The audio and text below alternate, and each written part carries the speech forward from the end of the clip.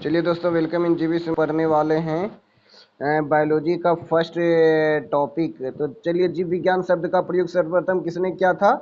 तो जीव विज्ञान शब्द का प्रयोग सबसे प्रथम 1801 ईस्वी में फ्रांस ने ट्रेविरनेस नामक जर्मनी यानी लेमार्क और ट्रेविरनेस नामक व्यक्ति ने किया था।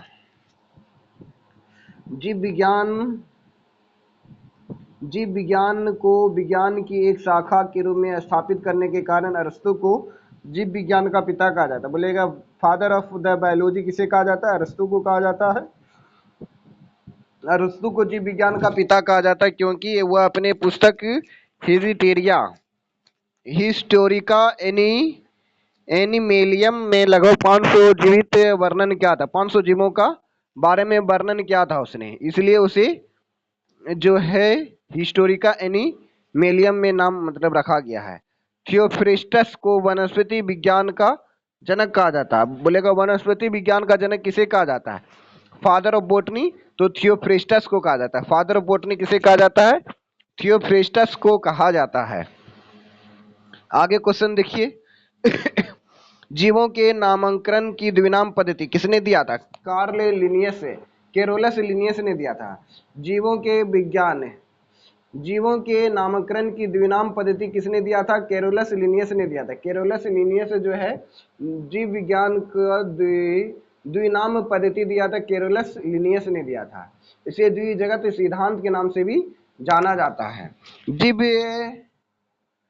फिर उसके बाद हम लोग पढ़ते हैं, उन्होंने जीवों को जंतुओं जगत और पादप जगत में बांटा।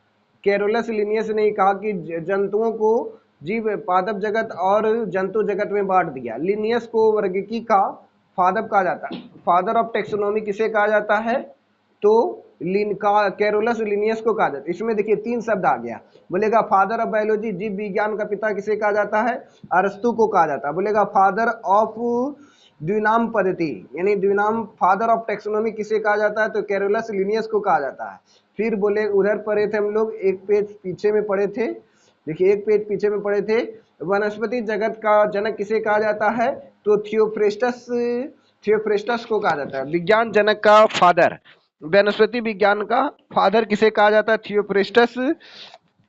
थियोफ्रेस्टस को कहा जाता है। थियोफ्रेस्टस को विज्ञान जनक का पिता कहा जाता है। वनस्पति विज्ञान का जनक किसे कहा जाता है?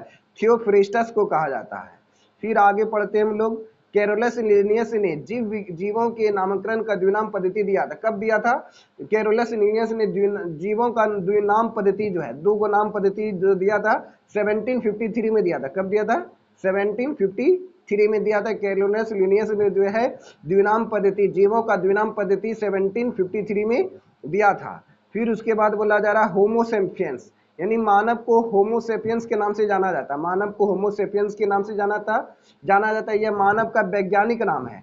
तो पहला शब्द होमो हो गया, दूसरा शब्द सेपियंस हो गया, जो एक जाति है, स्पीसीज है। फिर आगे हम लोग पढ़ते हैं, आगे हम लोग पढ़ेंगे तो आधुनिक जीव विज्ञान में सर्वाधिक मान्यता विटेकर, आर.एच. विटेकर, जिसने 5 जगत में वर्गीकरण कर दिया। मतलब बोलेगा किसने 5 जगत का वर्गीकरण किया, यानी कौन सा वैज्ञानिक था जो 5 जगत में बांटा? तो आर.एच. विटेकर। आर.एच. विटेकर जो थे 5 भागों में बांटा। मोनेरा हो गया, प्रोटिस्टा हो गया, कवक हो गया, पादप हो गया और जंतु हो गया।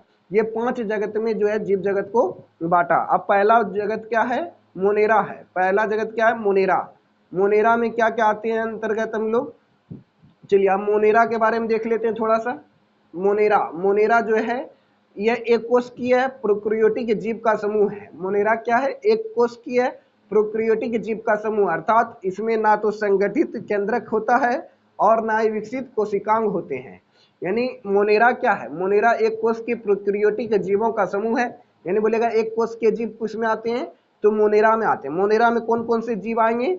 तो प्रोकैरियोटिक जीव आएंगे, जिसमें से ना तो संगठित केंद्रक होते हैं, ना ही विकसित कोशिकांग होते हैं, और इसमें केंद्रक झिल्ली का अभाव होता है। इसमें जो है केंद्रक झिल्ली नहीं पाया जाता है, और इसमें कुछ कोशिका भित्ति पाई जाती है और कुछ में नहीं पाई जाती। यानी कुछ ऐसा कोशिका है जिसमें इसमें कुछ ऐसा कोशिका झिल्ली नहीं पाई जाती। इसमें जो है कोशिका झिल्ली लगभग नहीं पाई जाती है। ओके, इसमें कोशिका भित्ति पाई जाती है और कुछ में नहीं पाई जाती है। इसमें कोशिका झिल्ली भी अभाव होता है और इसमें कुछ कोशिका भित्ति पाई जाती है, कुछ में कोशिका भित्ति नहीं पाई जाती है। ओके दोस्तों, तो आप लोग मेरे साथ लाइव बने रहें। फिर उसके बाद हम लोग पढ़ेंगे पोषण के स्तर पर वे स्वपोषी यानी रसायन संश्लेषण और प्रकाश संश्लेषण अथवा विषम पोषी मृतजीवी परजीवी दोनों होते हैं। यानी मोनेरा जो है स्वपोषी भी होते हैं और परपोषी भी होते हैं और विषम पोषी भी होते हैं, यानी तीनों चीज होते हैं। जैसे बोले जाएगा बैक्टीरिया, बोलेगा बैक्टीरिया किस वर्ग में आते हैं, तो मोनेरा वर्ग के अंतर्गत आते हैं। माइकोप्लाज्मा किस वर्ग के अंतर्गत आते हैं, तो मोनेरा वर्ग के अंतर्गत आते हैं। ओके दोस्तों,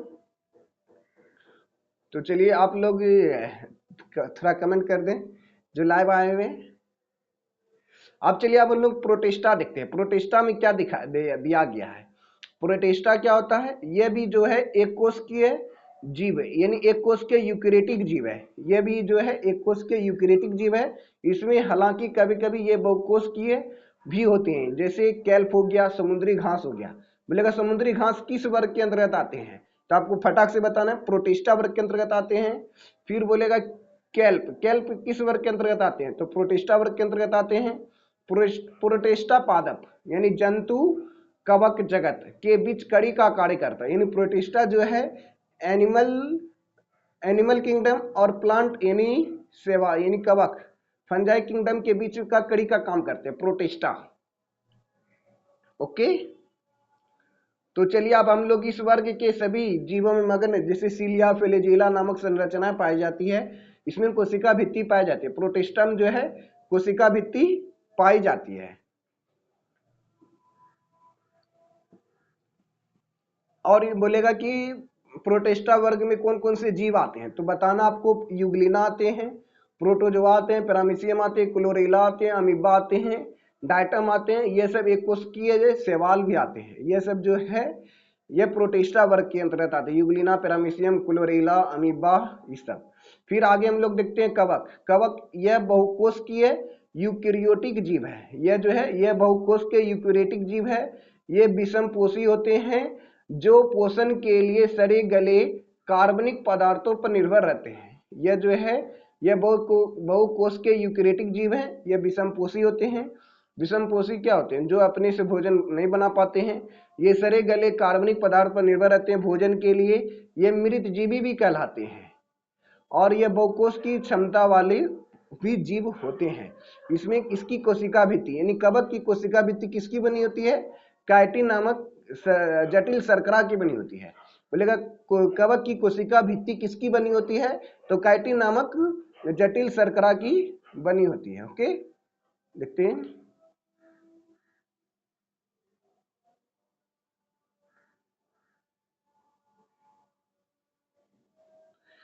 काइटिन नामक, अब इसमें बोलेगा कौन कौन से जीव आते हैं, ईस्ट आ गए, पेनालिसियम आ गया, मशरूम आ गया। ये सब जो है कवक के वर्ग के अंतर्गत आते हैं। अब चलिए दोस्तों हम लोग प्लांट के बारे में देखते हैं। प्लांट क्या है, प्लांट यह सेलुलोज से बनी कोशिका भित्ति वाली बहुकोशिकीय यूकेरियोटिक जीव है। यह भी यूकेरियोटिक जीव है। यूकेरियोटिक जीव क्या हो गया, जो बहुत सारे सेल से मिलकर बना हुआ, उसी को यूकेरियोटिक जीव कहते हैं। और ये कोशिका भित्ति वाले बहुकोश के जीव है, यानी पादप, पादप तो बहुकोश की है और इसमें कोशिका भित्ति पाई जाती है। कोशिका भित्ति का काम क्या है, जो प्लांट को सुरक्षित रखने का काम करता है, सेव रखने का काम करता है, वो बचाने का काम करता है, वो मजबूती प्रदान करने का काम करता है। ये कोशिका भित्ति का कार्य है। और कोशिका भित्ति में जो है क्लोरोफिल धारक सभी पौधे इस वर्ग के अंतर्गत आते हैं। पत्ती में जो हरा रंग होता है वह क्लोरोफिल पाए जाने के कारण से पत्ती जो है हरा रंग पाया जाता है। अब उसके शरीर उत्तकों और अंगों से निर्मित होते हैं। अब चलिए जंतु देख लेते हैं। जंतु, जंतु में क्या आएंगे, तो जंतु में देखिए इस जगत में सभी बहुकोश के जंतु यानी संभोजी यूकेरियोटिक उपभोक्ता एवं जीव सम्मिलित किए गए हैं। इसको मेटोजोआ भी कहा जाता है। हाइड्रा, जेलीफिश, कृमि, सितारा मछली, सरीसृप, उभयचर पक्षी एवं स्तनधारी जीव, यह जो है मोटोजोआ वर्ग के अंतर्गत आते हैं। मोटोजोआ जो है यह जो है यानी जंतु सेल में पाए जाते हैं। लेन कट गया, गर्मी।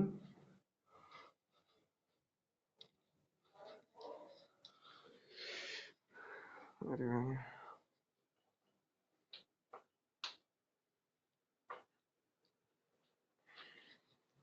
अरे बाप रे बाबा।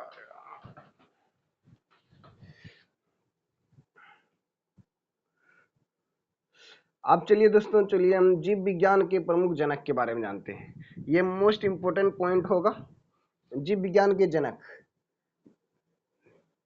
तो आप लोग कमेंट करें कहाँ से वीडियो देख रहे हैं लाइव। तो ये भाग गया। चलिए हम लोग देखते हैं जीव विज्ञान के प्रमुख जनक। जीव विज्ञान के प्रमुख जनक क्या है? तो जीव विज्ञान के प्रमुख जनक के बारे में देखते हैं। आधुनिक वर्गीकरण का पिता किसे कहा जाता है? लिनियस को कहा जाता है। बोलेगा आधुनिक वर्गीकरण का पिता कायरोलस लिनियस को कहा जाता है। फिर अनुवांशिकी का जनक मेंडल को जाना जाता है। अनुवांशिकी का जनक किसे कहा जाता है? Father of. तो चलिए अनुवांशिकी का जनक किसे कहा जाता है? Gregor John Mendel. Sorry, Gregor John Mendel, ये मेंडल को उसी का फुल नाम है। द्विनाम पद्धति का जनक किसे कहा जाता है? लिनियस को माना जाता है। हरित क्रांति का जनक किसे कहा जाता है? नॉर्मन बोरेलॉग को कहा जाता है। हरित क्रांति का जनक किसे कहा जाता है? नॉर्मन बोरेलॉग को कहा जाता है। भारत में हरित क्रांति के जनक डॉक्टर MS स्वामीनाथन के नाम से जाना जाता है। भारत में जो है हरित क्रांति के जनक डॉक्टर MS स्वामीनाथन के नाम से जाना जाता है। श्वेत क्रांति के जनक वर्गीज कुरियन को नाम से जाना जाता है। फिर नेक्स्ट क्वेश्चन,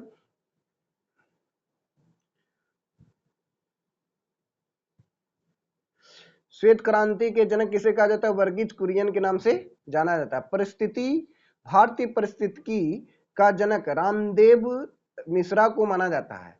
भारतीय परिस्थितिकी का जनक रामदेव मिश्रा को के नाम से जाना जाता है। भारतीय जीवाश्म विज्ञान का जनक बीरबल सैनी को जाना जाता है। बोलेगा भारतीय जीवाश्म विज्ञान का जनक किसे कहा जाता है? तो बीरबल सैनी को माना जाता है। टीकाकरण का जनक एडवर्ड जेनर को जाना जाता है। टीकाकरण का जनक किसे कहा जाता है? एडवर्ड जेनर को माना जाता है। जीवाणु विज्ञान का जनक लीवन हॉक को माना जाता है। जीवाणु विज्ञान का जनक किसे कहा जाता है? लीवन हॉक को जाना जाता है। लीवन हॉक को क्या जाना जाता है? तो जीवाणु विज्ञान का जनक कहा जाता है लीवन हॉक। इसे बोलेगा जीवित जीवाणु विज्ञान का जनक का भी कहा जाता है लीवन हॉक। बोलेगा जीवित जीवाणु का खोज किसने किया था? तो लीवन हॉक ने किया था। हरित क्रांति शब्द का प्रतिपादक विलियम S गॉड को माना जाता है। ये मोस्ट इंपोर्टेंट क्वेश्चन है, तो ये वाला क्वेश्चन को ध्यान में रखना है थोड़ा। सो कौन सा क्वेश्चन है बता देते हैं।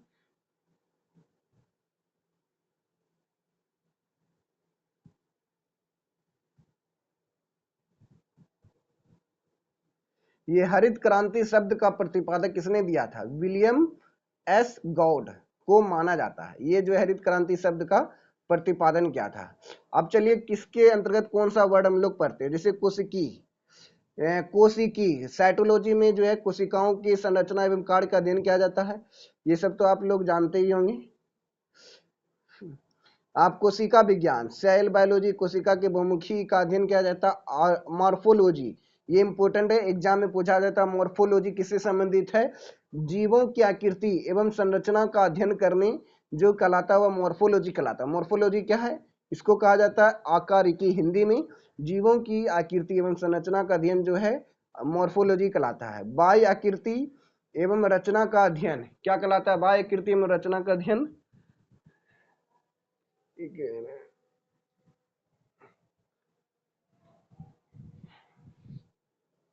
बाह्य आकृति एवं रचना का अध्ययन जो है एक्सटर्नल मॉर्फोलॉजी कहलाता है। तो बाह्य हो गया, तो बाह्य के नाम से याद रख लेना उसको। ओके दोस्तों, तो देखिए कितने लाइव हैं आप लोग।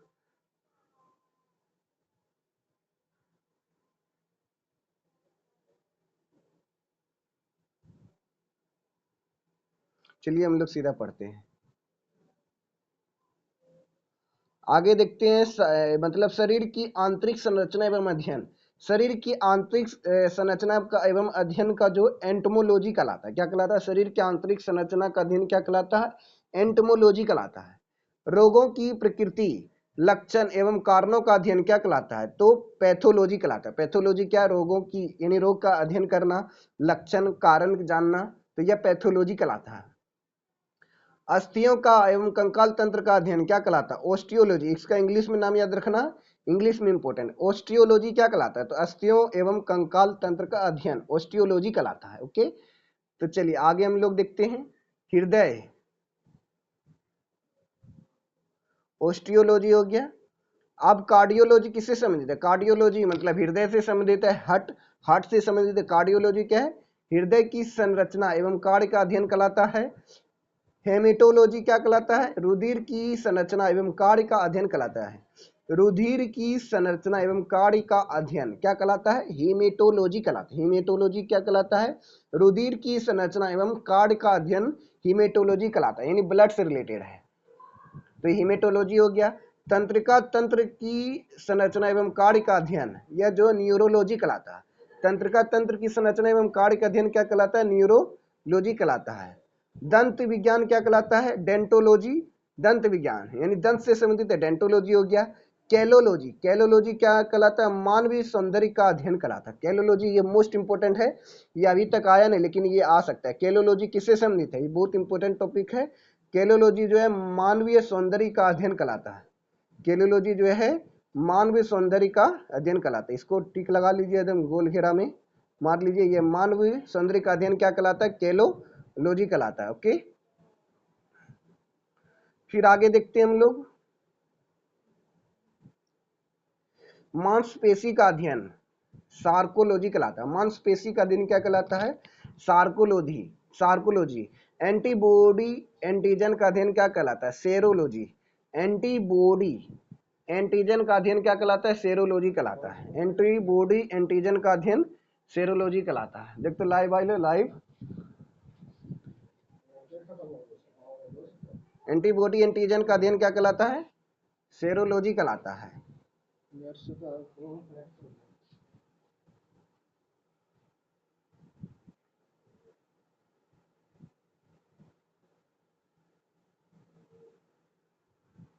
फिर बोला जरा मांसपेशी का अध्ययन क्या कहलाता है?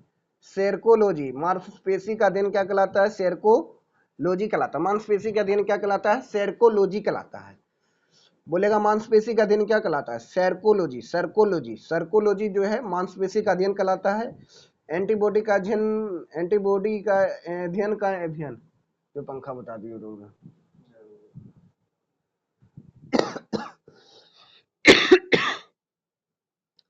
त्वचा संरचना एवं कार्य का अध्ययन ये डर्मेटोलॉजी कहलाता है। नींद का अध्ययन क्या कहलाता है? तो हिप्टोमोलॉजी कहलाता है। नींद का अध्ययन क्या कहलाता है?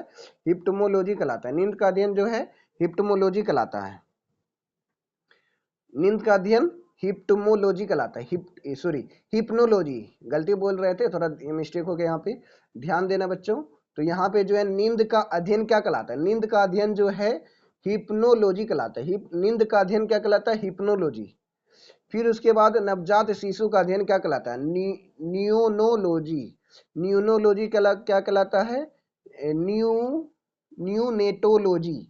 न्यूनेटोलॉजी जो है नवजात शिशु का अध्ययन कहलाता है। बुढ़ापे का अध्ययन क्या कहलाता है? जरनीटोलॉजी। बुढ़ापे का अध्ययन क्या कहलाता है? जरनीटोलॉजी कहलाता है।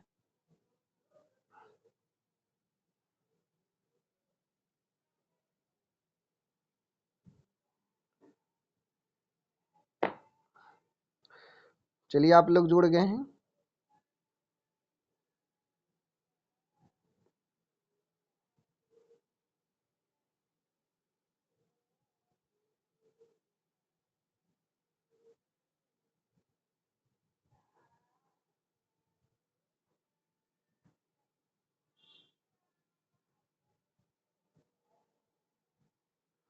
चलिए तब आगे हम लोग देखते हैं किडनी का अध्ययन क्या कहलाता है। ये मोस्ट इंपोर्टेंट पॉइंट होने वाला आगे। किडनी का अध्ययन क्या कहलाता है?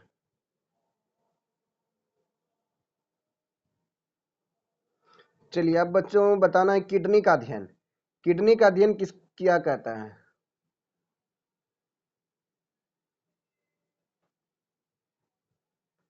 किडनी का अध्ययन निफ्रियोलॉजी कहलाता है। क्या कहलाता है? निफ्रियोलॉजी कहलाता है। इसको बगल कर देते थोड़ा फोटो को। अरे बाबा, इसी को किडनी का अध्ययन क्या कहलाता है? निफ्रियोलॉजी कहलाता है। क्या कहलाता है? किडनी का अध्ययन निफ्रियोलॉजी कहलाता है। देखते हैं लाइव कमेंट पढ़ते हैं, देखते हैं क्या क्या कमेंट कर रहे हैं आप लोग।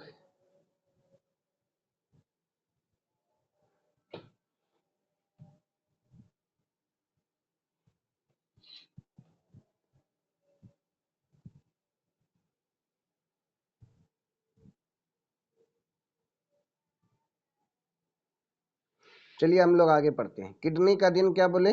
नेफ्रोलॉजी कहलाता है। किडनी का अध्ययन क्या कहलाता है? नेफ्रोलॉजी। परजीवी का अध्ययन क्या कहलाता है? पैरासाइटोलॉजी। परजीवी का अध्ययन क्या कहलाता है?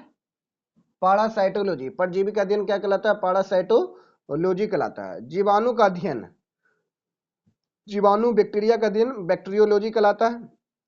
मछली पालन का अध्ययन बोलेगा तो पीसी कल्चर कहलाता है। मछली पालन का अध्ययन क्या कहलाता है? पीसी कल्चर कहलाता है। कीटों का अध्ययन क्या कहलाता है? इंटमोलॉजी कहलाता है। कीटों का अध्ययन क्या कहलाता है? इंटमोलॉजी कहलाता है। नेक्स्ट पॉइंट, कीटों का अध्ययन क्या कहलाता है? इंटमोलॉजी कहलाता है। ओके। अब विषाणुओं का अध्ययन वायरोलॉजी कहलाता है, नाम से क्लियर है। कवकों का अध्ययन, ये इंपॉर्टेंट है, माइकोलॉजी कहलाता है। इंग्लिश में याद रखना, कवकों का अध्ययन क्या कहलाता है? माइकोलॉजी कहलाता है। शैवाल का अध्ययन क्या कहलाता है?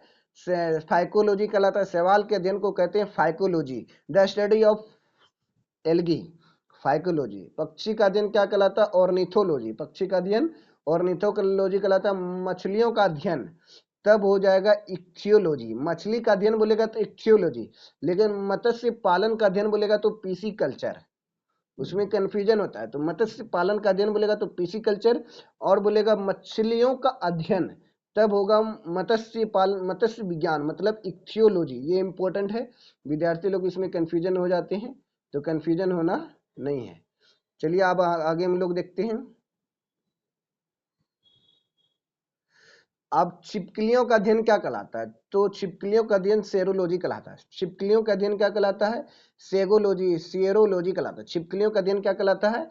सेरोलॉजी कहलाता है। मकड़ियों का अध्ययन क्या कहलाता है? एक एरिकोनोलॉजी। मकड़ियों का अध्ययन क्या कहलाता है? एरिकोनोलॉजी कहलाता है। गोल कृमि परजीवियों का अध्ययन क्या कहलाता है? निमेटोलॉजी। ये इंपॉर्टेंट वर्ड है। निमेटोलॉजी क्या कहलाता है? तो गोल कृमि परजीवियों का अध्ययन कहलाता है। गोल कृमि परजीवियों का अध्ययन नेमेटोलॉजी कहलाता है। अब देखिए जंतुओं के शरीर की प्रतिरोध क्षमता का अध्ययन, यह इम्यूनोलॉजी कहलाता है। ये तो नाम से क्लियर है इससे। अब देखिए कीट पतंगों का अध्ययन, ये सब एक क्वेश्चन जो है इससे आना तय है, फिक्स है। ग्रुप डी एग्जाम में, एनटीपीसी एग्जाम में, साइंस मतलब बीबीडी के यानी रेलवे के एग्जाम में एक क्वेश्चन इससे आता ही है। कीट पतंगों का अध्ययन क्या कहलाता है? इंटमोलॉजी। कीट पतंगों का अध्ययन क्या कहलाता है? इंटमोलॉजी। सर्प विज्ञान का अध्ययन क्या कहलाता है? ओफियोलॉजी। सर्प विज्ञान का अध्ययन ओफियोलॉजी कहलाता है। सर्प विज्ञान का अध्ययन क्या कहलाता है? ओफियोलॉजी। घोंसला का अध्ययन यह नियोलॉजी कहलाता है। घोंसला का अध्ययन क्या कहलाता है? नियोलॉजी कहलाता है। घोंसला का अध्ययन क्या कहलाता है? नियोलॉजी कहलाता है। घोंसला का अध्ययन नियोलॉजी कहलाता है। घोंसला का अध्ययन नीडोलॉजी कहलाता है। फिर जंतुओं के व्यवहार का अध्ययन इथोलॉजी। जंतुओं के व्यवहार का अध्ययन क्या कहलाता है? इथोलॉजी कहलाता है। केचुआ पालन का अध्ययन जो है वर्मी कल्चर कहलाता है। जल जीव विज्ञान का पालन ये क्या कहलाता है? एक्वे कल्चर कहलाता है। विषैले पदार्थ का अध्ययन जो है टैक्सिकोलॉजी कहलाता है। ओके। अब नेक्स्ट क्वेश्चन जो है मधुमक्खियों के पालन का अध्ययन। मधुमक्खियों के पालन का अध्ययन एपीकल्चर कहलाता है। मधुमक्खियों के पालन का अध्ययन एपीकल्चर कहलाता है। खेतों में उगाई जाने वाली फसलों एवं मिट्टी का अध्ययन यह एग्रोनोमोलॉजी कहलाता है। एग्रोनोमी कहलाता है। सेल विज्ञान, सेल विज्ञान किसे कहते हैं? खेतों में उगाई जाने वाली फसलों एवं मिट्टी का अध्ययन कहलाता है। मोती पालन प्यूरिकल्चर है। प्यूरिकल्चर जो है मोती पालन कहलाता है। न्यूरिकल्चर ये जो है मोती पालन अध्ययन कहलाता है। जीवों की विभिन्न प्रकार के उत्तक का अध्ययन ये हिस्टोलॉजी कहलाता है। बोलेगा उत्तकों का अध्ययन क्या कहलाता है? हिस्टोलॉजी कहलाता है। इसको याद रखना, ये इंपॉर्टेंट वर्ड है। जीवों एवं वातावरण के बीच संबंध का अध्ययन इकोलॉजी कहलाता है। जैविक क्रिया एवं पाचन शक्ति, श्वसन, उत्सर्जन, प्रजनन एवं अध्ययन यह कार्यकी कहलाता है। और साइकोलॉजी कहलाता है। ये जीव विज्ञान में समानता, विभिन्नता एवं आनुवंशिकी का अध्ययन जेनेटिक्स कहलाता है। और बहुत सारा इसमें दिया गया है, सारा ही खत्म हो जाएगा। अब जीवों का उद्भव एवं विविधीकरण का अध्ययन इवोल्यूशन कहलाता है। इवोल्यूशन पार्क कहाँ पे है बोला जाएगा तो कहाँ पे है? ये जीके का क्वेश्चन हो गया। ये जो है कोलकाता में है। फिर बोलेगा जीवाश्मों का अध्ययन क्या कहलाता है? जीवाश्मों का अध्ययन जो है जीवाश्मिकी कहलाता है। रेशम कीड़ों के पालन एवं रेशम निकालने की विधि का अध्ययन क्या कहलाता है? सेरीकल्चर कहलाता है। शहतूत के पौधे पर रेशम के कीड़े को पालना, यह क्या कहलाता है? मोरिकल्चर कहलाता है। शहतूत के पत्ते पर रेशम के कीड़ों का पालन क्या कहलाता है? सेरीकल्चर कहलाता है। वृक्षों एवं झाड़ियों का अध्ययन क्या कहलाता है? डेंड्रोलॉजी कहलाता है। वृक्षों एवं झाड़ियों का अध्ययन क्या कहलाता है? डेंड्रोलॉजी कहलाता है। पुष्पों का अध्ययन क्या कहलाता है? एंथोलॉजी। पुष्पों का अध्ययन एंथोलॉजी। फलों का अध्ययन पोमोलॉजी। फलों का अध्ययन क्या कहलाता है? पोमोलॉजी कहलाता है। ओके, चलिए अब लास्ट होने वाला, अब समाप्ति हो जाएगा।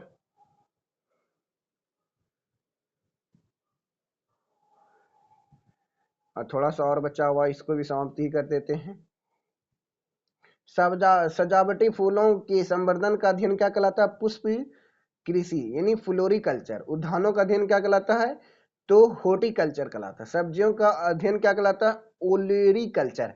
तो इसमें विद्यार्थी लोग बहुत सारे कंफ्यूजन हो जाते हैं। उद्यानों का अध्ययन बोलेगा तो क्या होगा? उद्यानों का अध्ययन।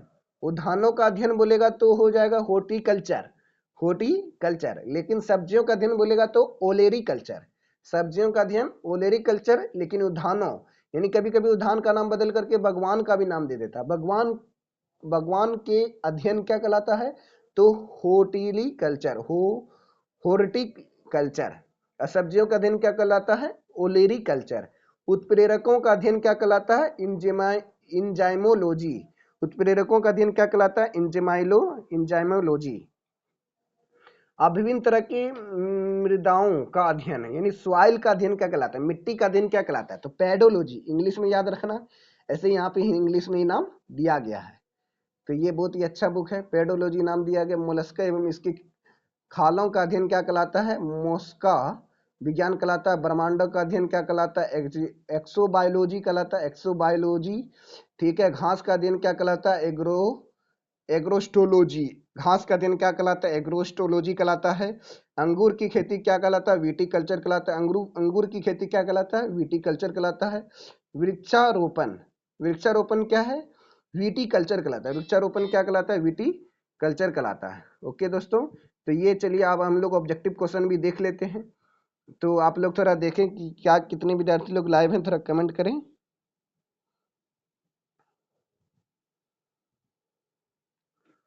ऑब्जेक्टिव क्वेश्चन को हम लोग डील कर देते हैं। चलिए, ये ऑब्जेक्टिव क्वेश्चन है, यहाँ से जो है मोस्ट इम्पोर्टेंट होने वाला है।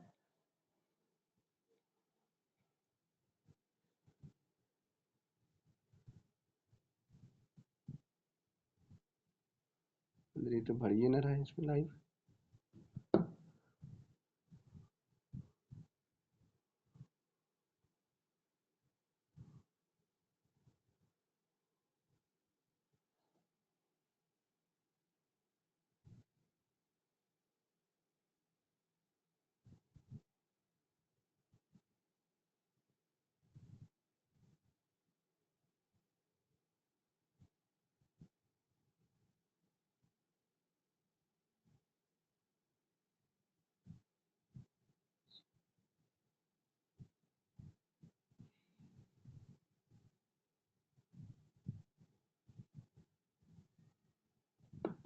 चलिए हम लोग ऑब्जेक्टिव देख ही लेते हैं तब क्या कहा गया है। ऑब्जेक्टिव बहुत ही इजी है, मतलब आसानी से आप लोग बना सकते हैं। वर्गीकरण का जनक किसे कहा जाता है? वो सॉरी, वर्गीकरण की मूल इकाई क्या है? तो अगली नस्ल बताए थे, यानी अच्छा यहाँ ऑप्शन में तो जाति दे दिया, ये मोस्ट खतरनाक क्वेश्चन आ गया। तो यहाँ पे जो है नस्ल यानी नस्ल है। वर्गीकरण की मूल इकाई क्या है? ऐसे तो जाति होता है, लेकिन इस बुक में मूल दिया है, तो ये थोड़ा सा हमको कंफ्यूजन लग रहा है। लेकिन जो वर्गीकरण की मूल इकाई जो है जाति होता है। ऑप्शन नंबर ए मेरे अनुसार से होना चाहिए, इस बुक में थोड़ा मिसप्रिंट हो गया होगा। चलिए अब नेक्स्ट क्वेश्चन देखिए क्या दिया गया है। बोला कि उचित अनुक्रम में व्यवस्थित करें, उचित अनुक्रम में व्यवस्थित करें। उत्परिवर्तन, जननात्मक विगलन, प्राकृतिक चयन, विकास। तो इसमें बताया जरा, पहले उत्परिवर्तन होगा, फिर उसके बाद जननात्मक विलगन होता है, फिर उसके बाद प्राकृतिक चयन होता है, ऑप्शन नंबर डी में विकास होता है। तो ऑप्शन नंबर बी ये सही दिया गया है। अब नेक्स्ट पे आंसर दिया गया मतलब जीवन की उत्पत्ति के बारे में ओपेरियन का सिद्धांत किससे संबंधित है। यानी बोला कि जीव विज्ञान जीवन की उत्पत्ति के बारे में ओपेरियन का सिद्धांत किससे संबंधित है। तो ओपेरियन का सिद्धांत जो है रासायनिक विज्ञान से संबंधित है। जीव विज्ञान की उत्पत्ति के बारे में ओपेरियन का सिद्धांत किससे संबंधित है, तो रासायनिक विकास से संबंधित है। अब नेक्स्ट क्वेश्चन, जीव जंतु विज्ञान की शाखा का मानव जाति के समाज शास्त्र का अध्ययन से गहरा संबंध है। तो एंथ्रोपोलॉजी, मानव शास्त्र का अध्ययन क्या कहलाता है, एंथ्रोपोलॉजी कहलाता है। मानव के अध्ययन के बारे में हम लोग एंथ्रोपोलॉजी, यानी मानव का विकास किस प्रकार से हुआ। पहले मानव बंदर हुआ करते थे, बंदर से उसका धीरे धीरे पूंछ कट गया, तो इस प्रकार से आदमी का निर्माण हो गया, तो ये एंथ्रोपोलॉजी कहलाता है। फिर नेक्स्ट क्वेश्चन आप लोगों का, निषेचन, विकास, विभाजन एवं विभिन्नता के अध्ययन को किस नाम से जाना जाता है। तो अभी हम लोग पढ़े थे भ्रूण विज्ञान के नाम से जाना जाता है, उसको क्या नाम से जानते हैं, भ्रूण विज्ञान के नाम से जानते हैं। ऑप्शन नंबर ए हो गया। अब नेक्स्ट क्वेश्चन, पौधों में बीमारियों का अध्ययन एवं वह तरीका जिससे पौधे विरोध करते हैं या संक्रमण से सामना करते हैं क्या कहलाते हैं। तो ऑप्शन नंबर सी फाइटोपैथोलॉजी कहलाते हैं। क्या कहलाते हैं, पौधों में जो बीमारी का अध्ययन हुआ तरीका जिससे पौधे में विरोध करते हैं, संक्रमण से सामना करते हैं, क्या कहलाते हैं, फाइटोपैथोलॉजी कहलाते हैं। अब क्वेश्चन नंबर 7 में क्या बोला जा रहा है, जीवित चीजों को मृदा के प्रभाव का अध्ययन मृदा विज्ञान की किस शाखा के अंतर्गत किया जाता है। तो एडाफोलॉजी के नाम से जाना जाता है। एडाफोलॉजी में जो है मृदा विज्ञान की किस शाखा के अंतर्गत जो है मृदा के प्रभावों का अध्ययन किया जाता है। अगर बोला जाता है मृदा का अध्ययन तो पेडोलॉजी होता है, लेकिन यहाँ पे क्वेश्चन को थोड़ा घुरा दिया गया है। क्वेश्चन को क्या घुरा दिया गया, जीवित चीजों पर मृदा के प्रभाव का अध्ययन मृदा विज्ञान की किस शाखा के अंतर्गत करते हैं, तो एडाफोलॉजी के वर्ड के अंतर्गत हम लोग करते हैं।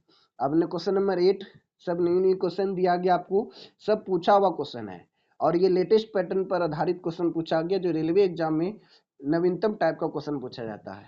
निम्नलिखित में से शरीर विज्ञान एवं चिकित्सा की वह कौन सी शाखा है जो पुरुषों के विशिष्ट रोगों एवं स्त्रियों से संबंधित है। तो एंड्रोलॉजी जो है यह शरीर विज्ञान एवं चिकित्सा की वह शाखा जिसमें जो पुरुषों की विशिष्ट रोगों एवं अस्थियों से संबंधित है, एंड्रोलॉजी कहलाता है।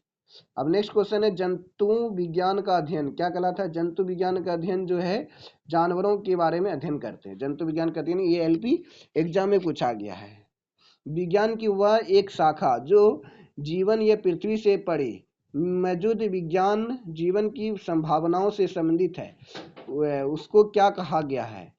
तो एक्सोबायोलॉजी, पृथ्वी से परे है मतलब पृथ्वी से दूर है, मतलब पृथ्वी के बाहर में है, तो उसको एक्सोबायोलॉजी के नाम से जाना जाता है। अब नेक्स्ट क्वेश्चन देखिए, सब क्वेश्चन जो है मोस्ट इंपोर्टेंट क्वेश्चन है। आप देखो बोले डैश तत्व एवं मानव जैसी प्रजातियां जैसे कि बंदर, बानर, वन, मानुष आदि के व्यवहार का अध्ययन किया जाता है, उसको किसके तत्वों के अध्ययन प्राइमेटोलॉजी के नाम से जाना जाता है। उसके क्या नाम से जाना जाता है, प्राइमेटोलॉजी के नाम से जाना जाता है।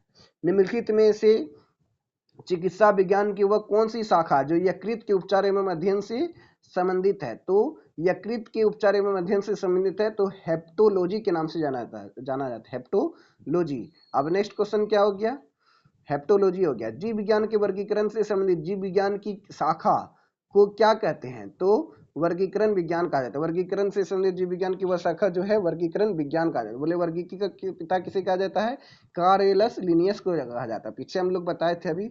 अब मकड़ियों का अध्ययन क्या कहलाता है, तो मकड़ियों का अध्ययन ऑर्निकोलॉजी कहलाता है। ऑर्निकोलॉजी क्या कहलाता है, मकड़ियों का अध्ययन कहलाता है। सेरोलॉजी क्या कहलाता है,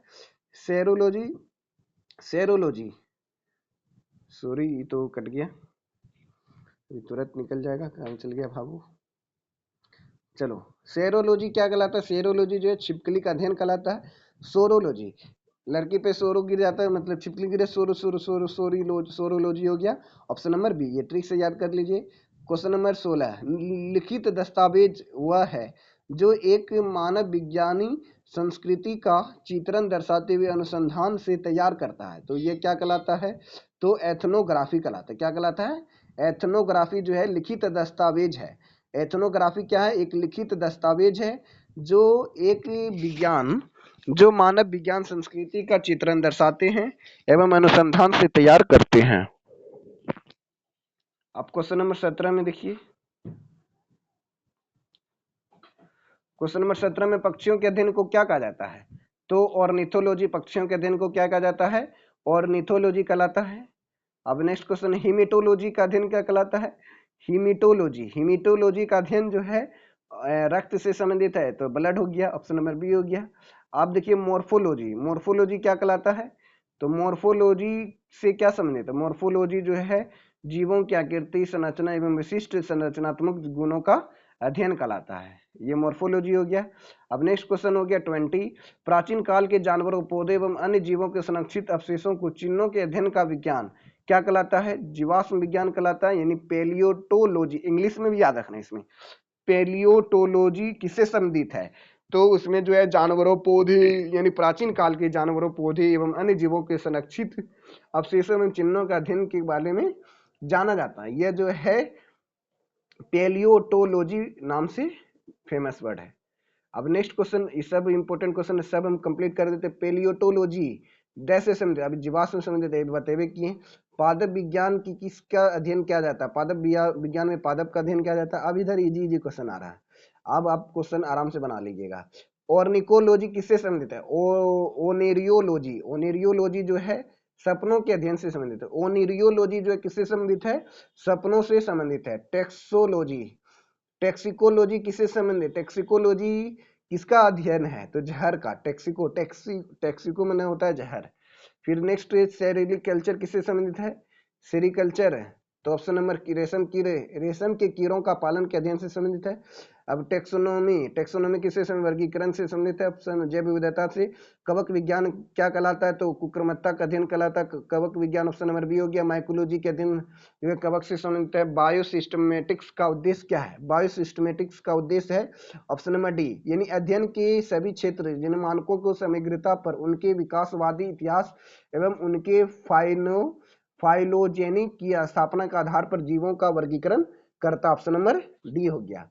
अब नेक्स्ट क्वेश्चन में विभिन्न प्रकार के उत्तकों का अध्ययन को क्या कहा जाता है, उत्तक विज्ञान कहा जाता है। इसको इंग्लिश में बोलते हैं हिस्टोलॉजी, हिस्टोलॉजी जो है जीव विज्ञान का मतलब कोशिका की उत्तक का अध्ययन किया जाता है। फूलों के अध्ययन को क्या कहते हैं, फूलों के अध्ययन को जो है क्या कहते हैं, तो एंथ्रोलॉजी कहलाता है। फूलों के अध्ययन को क्या कहा जाता है, एंथोलॉजी कहलाता है। जानवरों एवं उनके पर्यावरण के साथ संबंधों का अध्ययन को क्या कहा जाता है, तो ये जो ऑप्शन नंबर डी काइको, इकोलॉजी कहलाता है। अब ये वाला मिला लीजिएगा आराम से, ये बन जाएगा क्वेश्चन नंबर 34 में। देखते हैं निम्नलिखित विषयों में कौन सा विषय जनसंख्या एवं मानव जाति से संपूर्ण आंकड़ों का अध्ययन को संबंधित है, तो जननकी, ये हिंदी में नाम दिया, जूलॉजी तो है ऑप्शन नंबर सी हो गया। जीवित और मृत जानवरों दोनों से संबंधित है। अब क्वेश्चन नंबर 36 जो है जीवित जगत में होने वाले कार्य, गुण एवं पद्धति का अध्ययन के इस ज्ञान की मशीन जगत में उपयोग करने को क्या कहते हैं, तो बायोनिक्स कहा जाता है। पोलियो वनस्पति जगत का, पोलियो वनस्पति जगत के अंतर्गत आते हैं, करते हैं, तो ये पोलियो जो है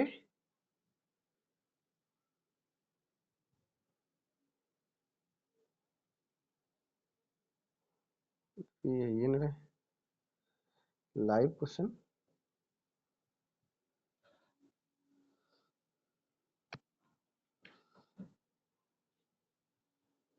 टर्मल, अरे वाह,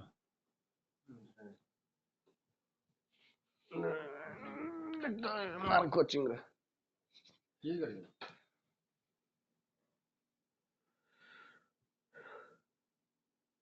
चलो पेलियो वनस्पति अंतर्गत क्या आते हैं, पेलियो वनस्पति के अंतर्गत का अध्ययन किया जाता है, तो इनमें से कोई नहीं, ये ऑप्शन में ऐसा कोई ऑप्शन ही नहीं दिया है। चलिए अब नेक्स्ट क्वेश्चन जो दिया है कौन सा सम्मिलित नहीं है, तो ऑप्शन नंबर सी सम्मिलित नहीं है। एपीकल्चर, शहद की मक्खी का अध्ययन किया जाता है। सेरिकल्चर सिल्क वर्म से संबंधित है। फिर जो है हॉर्टिकल्चर,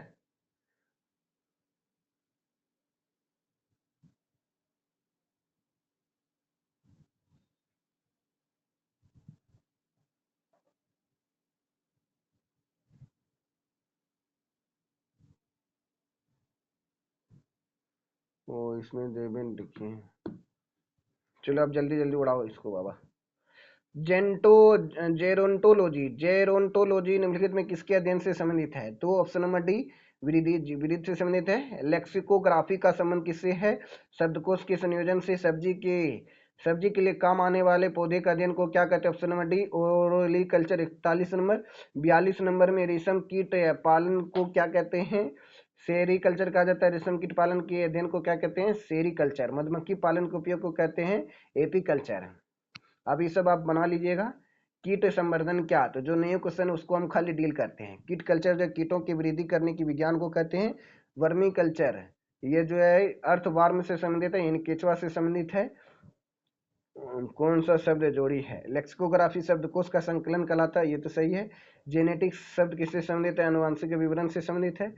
तो चलिए अभी लास्ट खत्म होने वाला है, वृद्धावस्था एवं काल प्रबंधन। ये जेरेंटोलॉजी, ये तो जान भी करते हैं। जीर्ण वृद्ध करने होने की प्रक्रिया को कहते हैं तो जेरेंटोलॉजी। फिलाटेलिस्ट क्या होता है? फिलाटेलिस्ट जो होता है ऑप्शन नंबर बी डाक टिकट जमा करना। फिलाटेलिस्ट डाक टिकट जमा करता है। निम्न में कौन बीमेल्स को ज्ञात करे? ऑप्शन नंबर में साइकोलॉजी। विज्ञान की वह शाखा जिसके अंतर्गत है जीव विज्ञान, जीव जानते हुए पेड़ पौधे का अध्ययन किया जाता है। जीव विज्ञान कहलाता है वनस्पति। भारतीय वनस्पति का जनक किसे कहते हैं? Option number C Ramdev Mishra को कहता है। भारतीय परिस्थितिकी का जनक कहा जाता है रामदेव मिश्रा को। पेडोलॉजी मिट्टी का अध्ययन कहलाता है। स्त्रियों का अध्ययन क्या कहलाता है? तो ऑस्टियोलॉजी कहलाता है। हिस्टोरिका प्लेनेटेरियम पुस्तक के लेखक कौन है? तो थियोफ्रेस्टस है। हिस्टोरिका प्लेनेटेरियम पुस्तक के लेखक कौन है? थियोफ्रेस्टस। स्पर्मोलॉजी में किसका अध्ययन किया जाता है? तो बीज का। स्पर्मोलॉजी में स्पर्मो, देखिए इसमें गलती कर सकता है। स्पर्मोलॉजी में जो है बीज का अध्ययन किया जाता है। पेडोलॉजी तो ये जानबे करते हैं भूमि का अध्ययन किया जाता है, मिट्टी का अध्ययन। टीकाकरण का जनक किसे कहा जाता है? तो एडवर्ड जेनर को कहा जाता है। जीवाणु विज्ञान का जनक किसे कहा जाता है? लीवेनहॉक को कहा जाता है। यानी ये सब तो फिर वही सब चीज आ गया, वही टॉपिक है। प्राक्कन के अध्ययन को क्या कह देते हैं? पेलियोनोलॉजी। ये इंपॉर्टेंट वर्ड है आज्ञा। प्राक्कन के अध्ययन को क्या कहा जाता है? प्राक्कन के अध्ययन को कहा जाता है पेलियोनोलॉजी कहलाता है। अब नेक्स्ट टॉपिक हो गया सर्पों के अध्ययन को क्या कहा जाता है? तो सर्पेटोलॉजी कहलाता है। श्वेत विज्ञान का जनक किसे कहा जाता है? तो वर्गीज कुरियन को कहा जाता है। भारतीय जीवाश्म विज्ञान का जनक किसे कहा जाता है? बर्विल सैनी को कहा जाता है। फिर मानव विकास का अध्ययन वह इंगित करता है कि हम सभी एक प्रजाति से संबंधित हैं जो कि निम्न में से किससे विकसित हुआ है? तो अफ्रीका से संबंधित है। Option number B. अब लार में मौजूद निम्नलिखित में कौन सा एंजाइम स्टार्च के जटिल को अणु को तरल शर्करा अणु में विघटित कर देता है? तो ऑप्शन नंबर डी हो गया लार इमाइलेज। ऑप्शन नंबर डी लार इमाइलेज। अब ये ऑब्जेक्टिव समाप्त हो गया। अब नेक्स्ट टॉपिक जो है सेल होगा। तो हम लोग इतना टॉपिक पर लिए, फिर मिलते हैं नेक्स्ट वीडियो में। लाइक करें, शेयर करें, सब्सक्राइब करें। जय हिंद जय भारत। Thank you.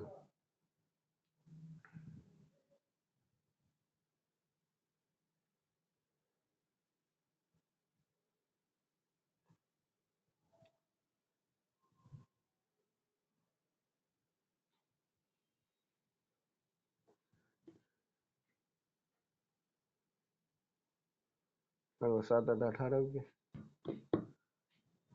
17 व्यू।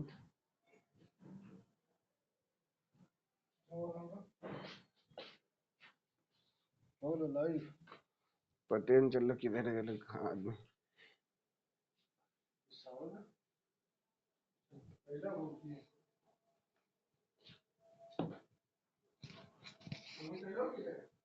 के सुमित? नहीं।